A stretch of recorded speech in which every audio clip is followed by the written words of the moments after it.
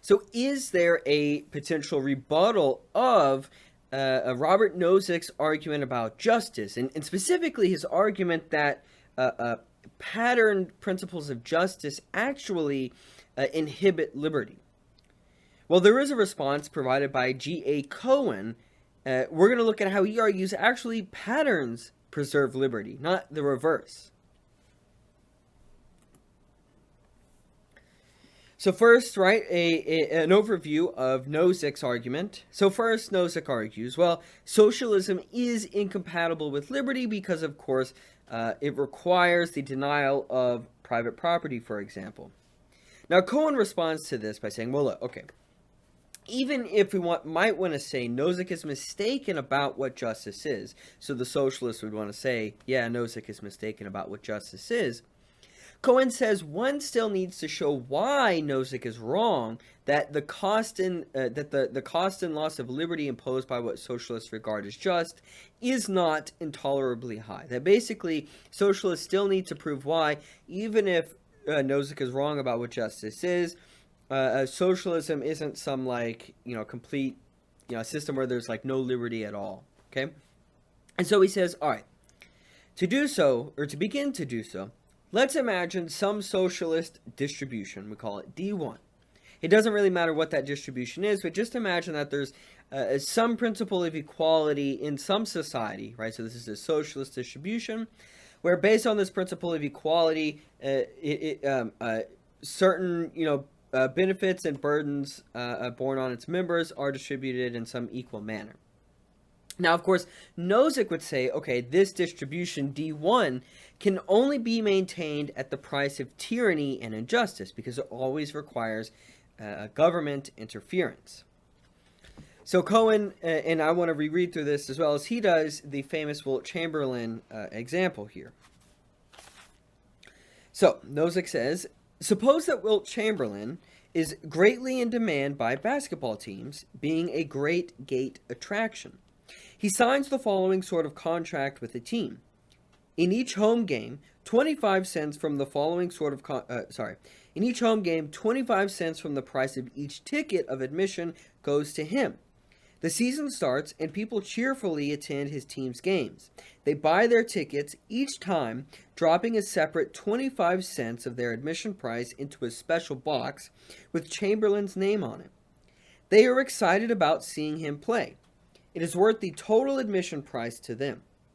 Let us suppose that in one season, 1 million persons attend his home games, and Wilt Chamberlain winds up with $250,000, a much larger sum than the average income. Is he entitled to this income? Is this new distribution then, D2, because it's the second distribution that's moved from D1, so D1, everybody had an equal amount of money, but then when they go see Wilt Chamberlain ends up making more money, so now there's an unequal distribution of wealth, and we'll call this distribution D2. Is this new distribution D2 unjust? If so, why? There is no question about whether each of the people was entitled to the control over the resources they held in D1, because that was the distribution. That, for the purpose of argument, we assumed was acceptable. Each of these persons chose to give 25 cents of their money to Chamberlain. They could have spent it on going to the movies, or on candy bars, or on copies of Dissent magazine, or of Monthly Review. But they all, at least 1 million of them, converged on giving it to Wilt Chamberlain in exchange for watching him play basketball. If D1 was a just distribution, and people voluntarily moved it from it to D2, transferring parts of their shares they were given under D1, what was it for if not to do something with? Isn't D2 also just? If the people were entitled to dispose of the resources to which they were entitled under D1, didn't this include their being entitled to give it to or exchange it with Wilt Chamberlain, right? So what's the point of a D1, them even holding resources if they can't do what they want with them? I give it to Wilt Chamberlain. Can anyone else complain on grounds of justice? Each other person already has his legitimate share under D1. Under D1, there is nothing that anyone has that anyone else has a claim of justice against. After someone transfers something to Wilt Chamberlain, third parties still have their legitimate shares. Their shares are not changed. By what process could such a transfer among two persons give rise to a legitimate claim of distributive justice on a portion of what was transferred by a third party who had no claim of justice on any holding of the others before the transfer? So we can see then how Nozick characterizes a way in which um, a certain distribution gives rise to any possible other number of distributions just because people own their property that they are given in the first distribution and they voluntarily give it away, and that seems intuitively just. And so Nozick, of course, argues then, well, whatever arises from a just situation by just steps is itself just, right? So as long as people voluntarily agree, right, to exchange goods, then that is by itself just. The second principle on this then is whatever arises from a just situation as a result of fully voluntary transactions on the part of all the transacting agents is itself just. So as long as people consent and agree to the transactions, that is just, right? And this would seem to then counteract a pattern principle of justice, which says, well, no, there needs to be a certain kind of equality, or maybe we need to limit inequality or whatever else, right? So the first thing we might want to ask is, okay, but what if of each person who agrees to a transaction, we may ask, would they have agreed to it had they known what its outcome would be? If certain people, maybe they're of a certain socialist disposition, and they think, yeah, but I didn't realize through my buying of the ticket to go see the game that someone like Wilt Chamberlain is gonna gain so much money and is gonna kind of mess up the fundamental balance in society in terms of wealth, right? And so I actually don't consent now, knowing, of course, um, what it is that my actions then lead to, right? Now, Cohen says if this is the case, right, if the answer is negative, that people knowing then what their transactions bring upon them, then retroactively would think, no, actually, I don't agree to myself doing that. That was bad. Then he thinks thesis two, put forward by Nozick, is false. Now, maybe then Nozick can strengthen his theory and add a third premise that whatever arises from a just situation as a result of fully voluntary transactions, with which all transacting agents would still have agreed to if they had known what the results of so transacting were to be, is then itself just. So if then people who voluntarily agree to a transaction and then after the fact of the transaction they still say, yeah, I agreed to what I had done, knowing the consequences, then that itself is just. Now the problem is if Nozick wants to save himself that way, Cohen says that this principle really is too weak to endorse market-generated affairs, and that's not how the market works. So if Nozick wanted to defend himself against this potential criticism, he can't do it this way by saying, well, as long as people agree to a transaction, and then after the fact they still say they agreed to it. So we're kind of potentially, right, prying at some of the premises and the principles put forward by Nozick. Now, we do want to ask, though, what about, we might want to say, okay, it is fully just that Chamberlain has received this increase in wealth because people voluntarily, of course, agreed to buy these tickets, and it just so happened that that went to increase, of course, the amount of wealth that Chamberlain has. Now, instead of considering justice, what about liberty? Could Chamberlain's gained wealth be a threat to liberty? Cohen says, for once, Chamberlain has received the payments. He is in a very special position of power in what was previously an egalitarian society.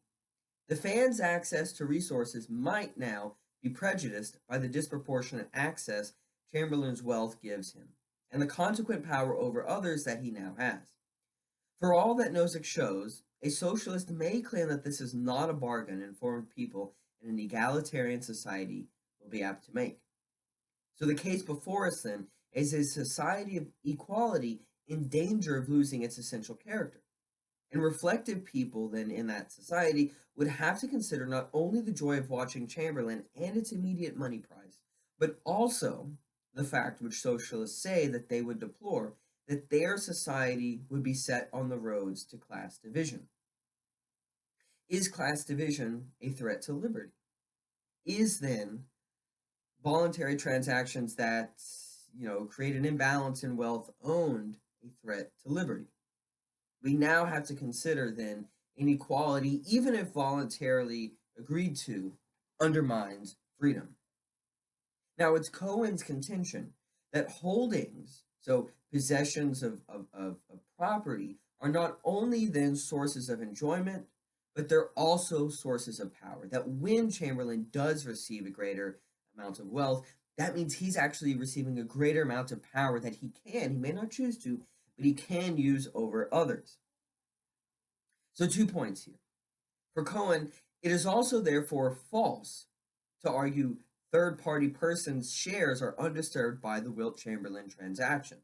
The reason, of course, is that those who may not buy the tickets to go see Chamberlain play, when Chamberlain does increase his wealth because of the actions of others, that can actually hurt then third-party people. Imagine if Chamberlain uses that money to buy up a bunch of property that then increases the value and then therefore increases the amount of rent other people that are going to have to pay.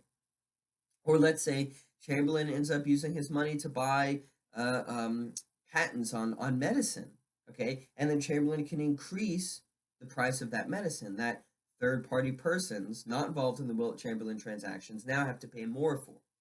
These are some instances where then, in a sense, his increase in wealth increases the power over others. Right? Does that then limit the freedom of those people? So additionally, Cohen says, the Chamberlain fans, acting independently, are less likely than Chamberlain is to buy a set of houses and leave them unoccupied with speculative intent, for example. Right? So that point that I just mentioned. And that has ripple effects throughout the economy. That affects potentially inflation on certain things. It can affect the ability for people to buy and therefore own a home compared to renting a home. I mean, this is an issue right now with like BlackRock, for example, buying up huge swaths of houses and then renting them out to people, such that then the market that's available for people to buy a house becomes smaller, so the cost of owning a house becomes that much greater.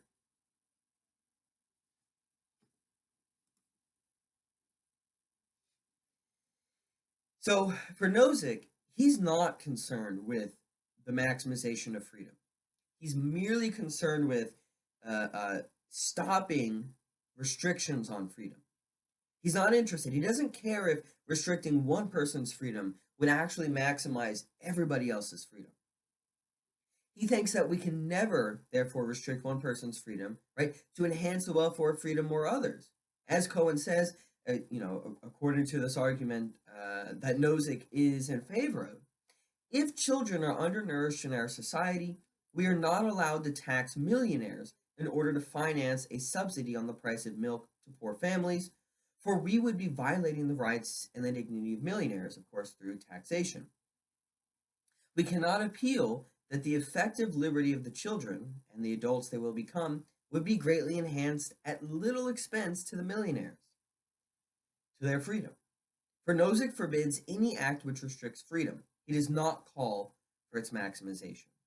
Right? Nozick is solely concerned with, okay, what is a situation of justice? He says, well, a situation of justice occurs when people rightly, justly own property, and they can then, freely consent to do what they, would like to do with that property. And as long as that is allowed to occur, justice exists.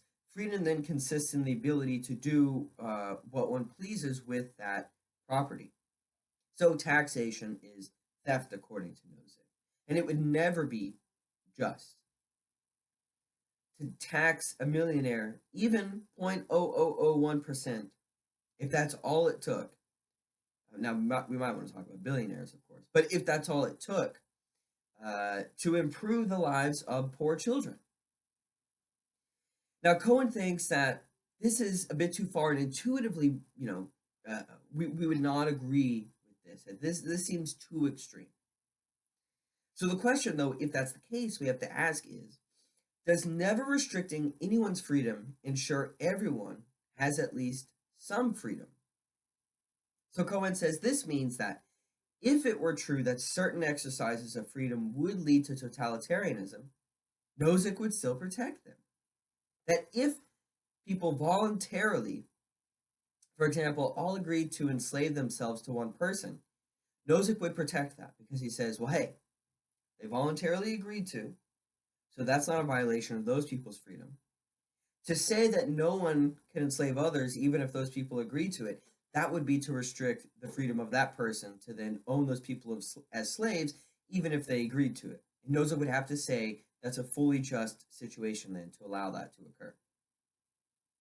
So continuing, Cohen says, market freedom itself would be sacrificed by Nozick if the only way to preserve it were by limiting it. It is indeed a reasonable conjecture that market freedom is less than it was, partly because had the bourgeois state not imposed restrictions on it, its survival would have been jeopardized. What he means by that is it's very likely that actually if there were not attempts by Western bourgeois states to regulate the market, we would actually have even more clearly than we do now consolidated markets. That there would actually be a smaller number of firms in different economic spheres because of the fact that the market actually does not tend towards competition, it tends towards consolidation. I mean, look at Amazon, for example. Amazon outright buys its competitors. No one can compete with Amazon because of the kind of market share that it has. At some point, its success ends up discounting, right? Or I should say, that's not quite the right word, but success ends up preventing the ability of others then to compete.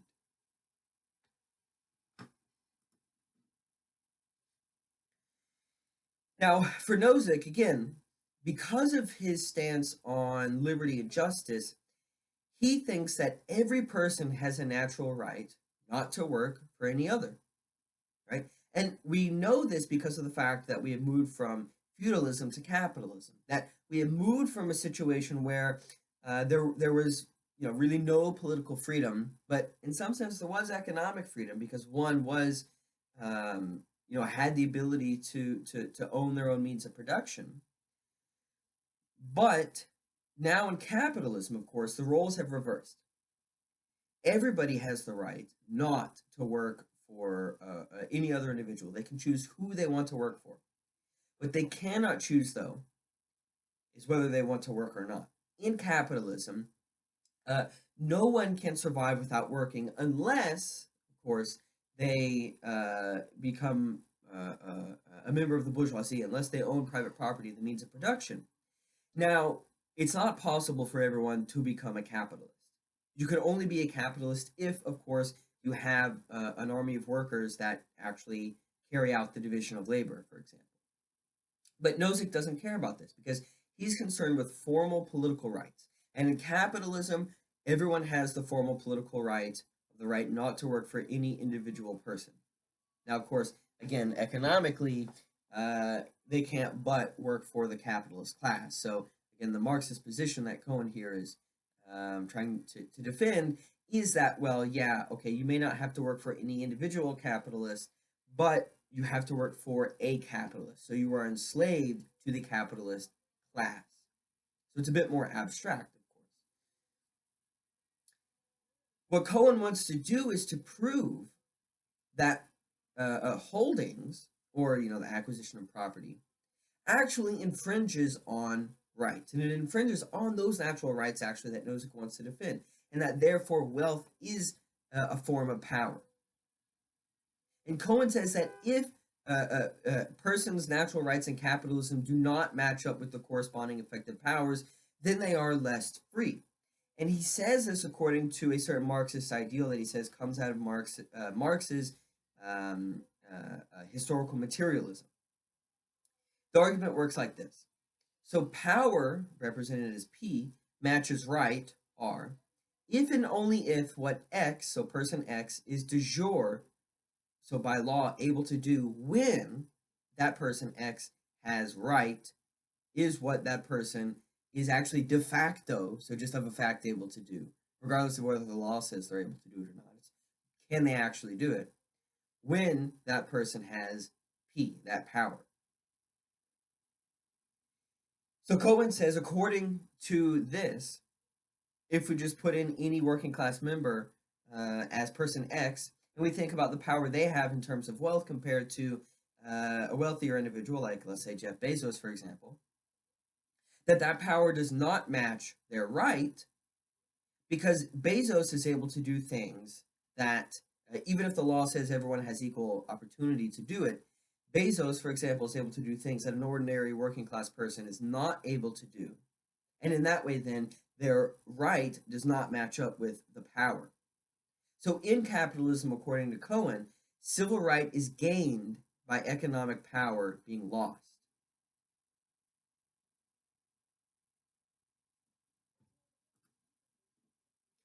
So is the worker in capitalism then forced to work or starve? You might be surprised. Nozick says, well, okay, if person Z desires X and must work or starve, so Y, to get X, then Z is forced to Y. So if person desires X and the only way to get X is by doing Y, then that means person Z is actually forced to Y. They are forced to work or starve. The difference is, Nozick says this is a free choice. Nobody has to actually choose to work for anyone else because they desire a certain standard of living.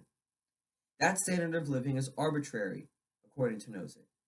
So yes, it may be the case that if one person really desires a basic standard of living in a capitalist society, yeah, they have to work or starve if that's what they really want. But nobody says that's what you have to really want for Nozick. That's a free choice. You can choose to leave society. That's how Nozick says no one is really forced to work or starve. Now, in a narrow sense, again, right, they are, but it's a free choice. Cohen thinks this is ridiculous, that this is a kind of bending of the concept of liberty here, the concept of a free choice. And he has this kind of mic drop quote here. He says, libertarian capitalism sacrifices liberty to capitalism, a truth its advocates are able to deny only because they are prepared to abuse the language of freedom. So again, libertarian capitalism sacrifices liberty to capitalism. That is a truth its advocates like Nozick are able to deny, right? So libertarians would say, no, we don't sacrifice liberty to capitalism. Cohen says, yes, you do, but you think you don't only because you are willing to abuse the language of freedom. You're willing to abuse what it means to be free, such that you are willing to say you are not forced to work and starve in capitalism because you don't have to desire a life that is provided by capitalism. You could go and be a hobo. You could go and be a hermit. You could go and be a caveman or live with the Amish, right? Those are different choices. Now, of course, Cohen thinks that's ridiculous, right? One thing is that our desires are produced by the circumstances we find ourselves in. So we can't just willy-nilly come up with whatever desires we want. They are influenced by society. But furthermore, just the fact of the matter is, going back to that Marxist principle, if we look at the actual de facto power individuals have comparing their actual power to execute it, we see then that de facto rights are not equal among classes, even though legally they may be equal. For this, he thinks Nozick has no answer.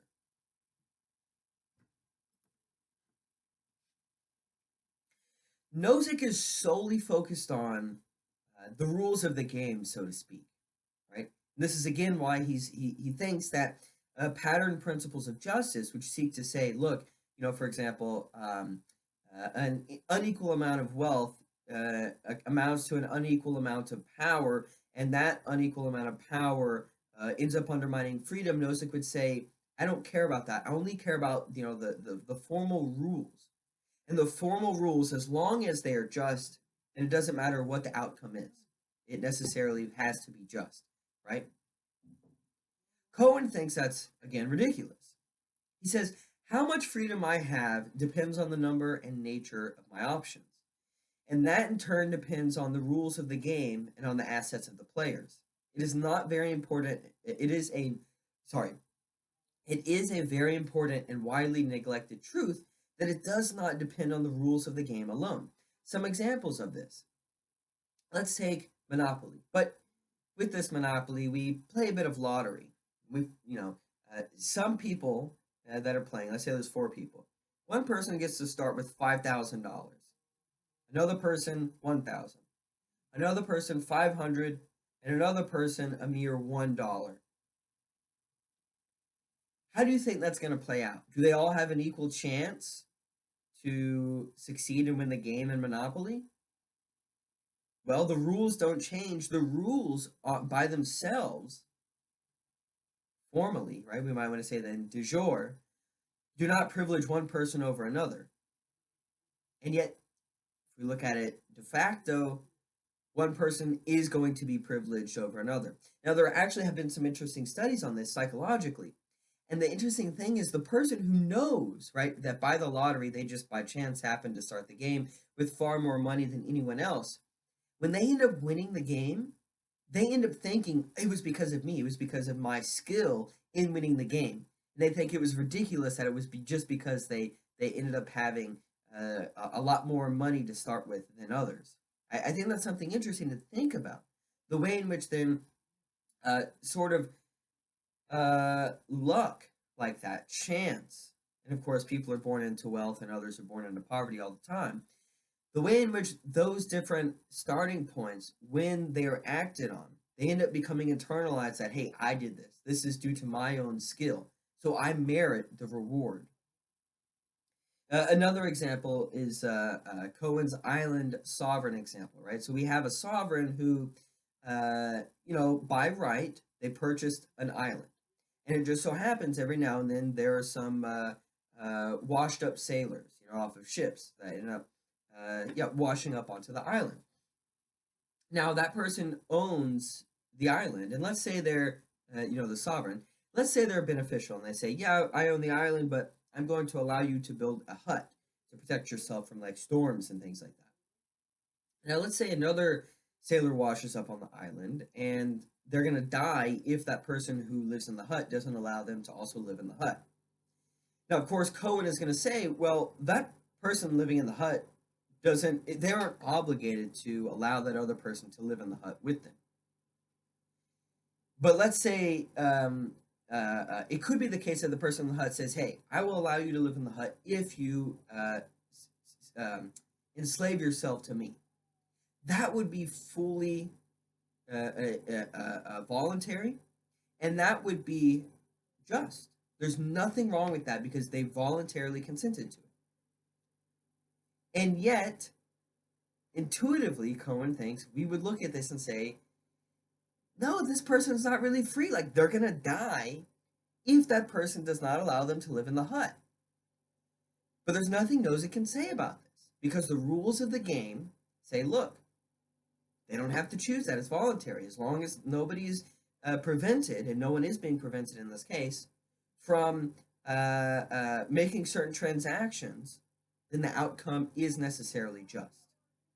It's absurd, right? Cohen is trying to point out the absurdity of what Nozick is arguing.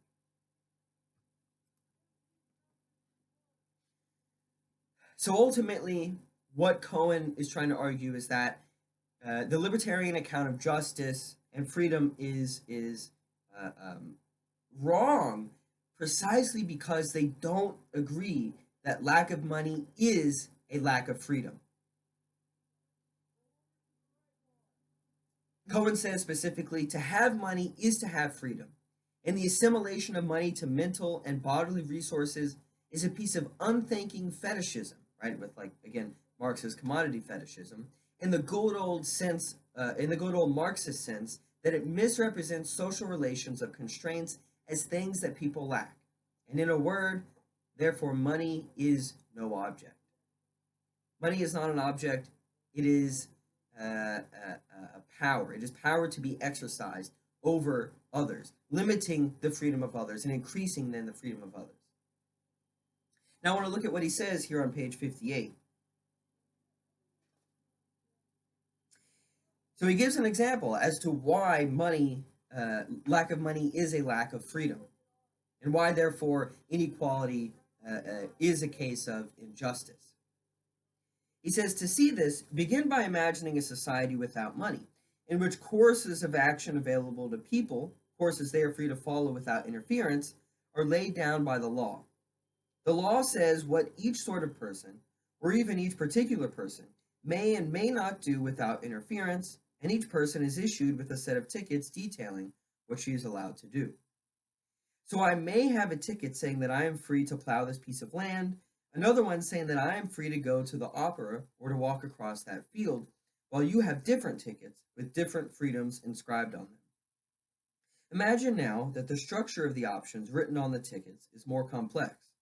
Each ticket lays out a disjunction of conjunctions of courses of action that I may perform. I may do A and B and C and D, or B and C and D, or and E, or E and F and G and A, and so on. If I try to do something not licensed by my tickets or my ticket, armed force intervenes. By hypothesis, these tickets say what my freedoms, and consequently my unfreedoms, are. But a sum of money is nothing but a highly generalized form of such a ticket. A sum of money is a license to perform a disjunction of conjunctions of actions. Actions like, for example, visiting one's sister in Bristol, or taking home and wearing the sweater on the counter at Selfridges. And I think it's important to see this as an example of commodity fetishism, where what makes possible the tickets and what the tickets provide, which is the ability to do, A, B, and C, and D, is not actually any inherent power in those tickets themselves. It's what society has determined to allow. Society, the relations between people, is the source of this ability for the tickets to have any value, right? It is only because it says I owe you that people recognize that and say, ah, yes, this means that so-and-so is obligated to give you whatever they owe you. It's not because of any inherent value in those tickets themselves. So continuing, he says, suppose that someone is too poor to visit her sister in Bristol. She cannot save from week to week enough to buy her way there. Then, as far as her freedom is concerned, this is equivalent to trip to Bristol, not being written on someone's ticket in the imagined non-monetary economy. The woman I have described has the capacity to go to Bristol. She can board the underground and approach the barrier, which she must cross to reach the train. But she will be physically prevented from passing through it, or physically ejected from the train, or, in the other example, she will be physically stopped outside Selfridges and the sweater will be removed. The only way that she will not be prevented from getting and using such things is by offering money for them. Here, I think this is a case that Cohen is trying to show that we would agree, yeah, this is a case where because this person does not own a ticket that allows them to go see their family member, they are being denied the freedom to see their family member. And what Cohen is trying to point out is these tickets, the way they operate in this scenario is no different from how money operates in society. And if we are willing to say, yes, this case of tickets determining what people are allowed and not allowed to do, if that is a limit on freedom, and if the distribution of those tickets then is unjust because it does not guarantee everyone equal freedom, then because money actually operates the same way, lack of money is a lack of freedom. That actually, Cohen is trying to say the socialists, therefore, in advocating for equality, is doing so because they value freedom more than the libertarian like Nozick does.